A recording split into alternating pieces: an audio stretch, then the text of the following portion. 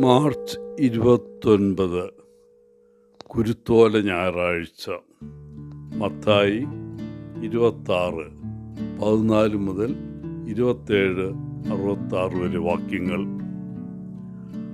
American ചരിത്രത്തിലെ ഏറ്റവും നിർണായകമായ വർഷങ്ങളിലൊന്നാണ് 1865.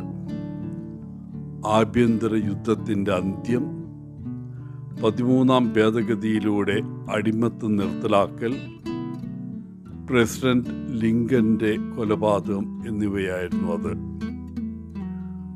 161 വർഷങ്ങൾക്ക് മുമ്പ് 1865 അമേരിക്കൻ പ്രസിഡന്റ് അബ്രഹാം ലിങ്കൺ തൻ്റെ വിജയത്തിൻ്റെയും ദുരന്തത്തിൻ്റെയും നിമിഷങ്ങൾ അനുഭവിച്ചു. 1865 കുരുത്തോല ഞായറാഴ്ച ദിവസം ആഭ്യന്തര യുദ്ധത്തിൻ്റെ അന്ത്യം കുറിച്ചു. അബ്രഹാം ലിങ്കന് അത് ഏറ്റവും വലിയ വിജയ നിമിഷമായിരുന്നു. എന്നാൽ 5 ദിവസങ്ങൾക്ക് ശേഷം ദുഃഖവെള്ളിയാഴ്ച ദിവസം പ്രസിഡന്റിനും രാഷ്ട്രത്തിനും ഏറ്റവും വലിയ ദുരന്തമായി അദ്ദേഹം കൊല്ലപ്പെട്ടു. നോമ്പിലെ ഈ 6ാമത്തെ ഞായറാഴ്ച കുരുത്തോല ഞായറാഴ്ചയായും പീഡാനുഭവ ഞായറാഴ്ചയായും സഭ ആഘോഷിക്കുന്നു.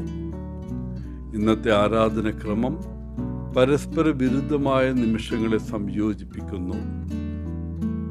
ഒന്ന് മഹത്വത്തിൻ്റെയും മറ്റത് കഷ്ടപ്പാടിൻ്റെയും. യേശു ജെറൂസലേമിൽ പ്രവേശിക്കുന്നതിൻ്റെ രാജകീയ സ്വാഗതം, അതേസമയം ക്രിസ്തുവിൻ്റെ ക്രൂശീകരണം, മരണം, ശവസംസ്കാരം എന്നിവയിൽ കലാശിക്കുന്ന കപട വിചാരണ. ഈ ദിവസം നമുക്ക് 5 കാര്യങ്ങളിൽ ശ്രദ്ധ കേന്ദ്രീകരിക്കാം.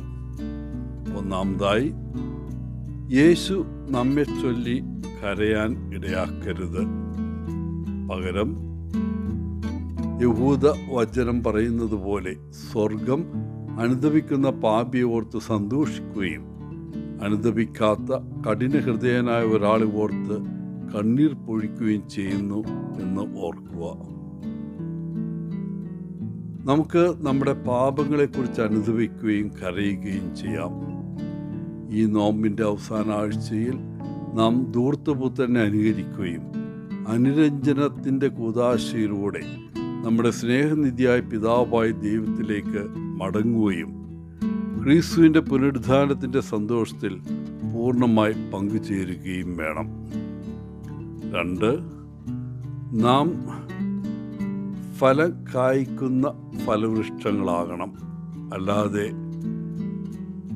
തരിശായ ആത്മീയ ജീവൻ നയിക്കുന്നതിന് പകരം വിശുദ്ധി, നീതി, വിനയം, അനുസരണം, ദാനം, ക്ഷമ എന്നിവയുടെ ഫലങ്ങൾ ഉൽപ്പാദിപ്പിക്കാൻ ദൈവം നമ്മിൽ നിന്ന് പ്രതീക്ഷിക്കുന്നു. അല്ലാതെ ഫലം പുറപ്പെടുവിക്കാത്ത മരമാകരുത്.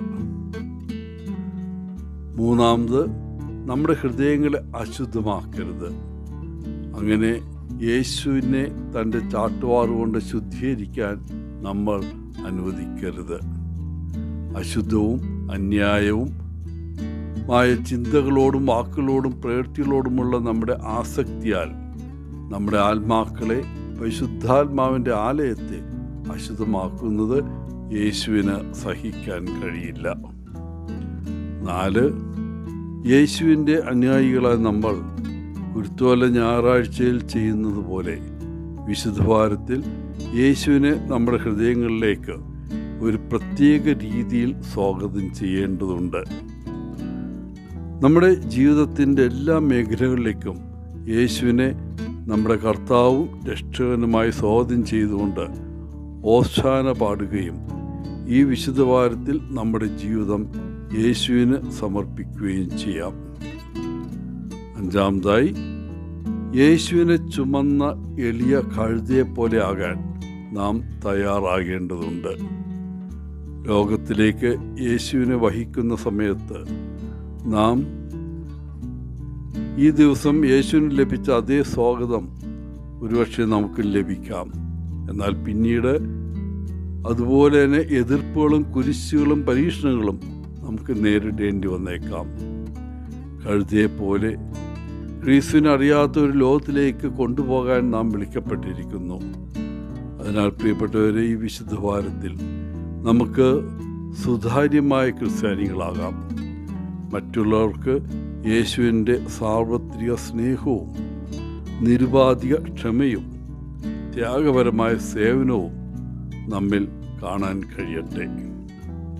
എല്ലാവർക്കും നല്ലൊരു ദിനം ആശംസിച്ചുകൊണ്ട് ഒത്തിരി സ്നേഹത്തോടെ പോളച്ചൻ CSSR ഫ്രം കേരള.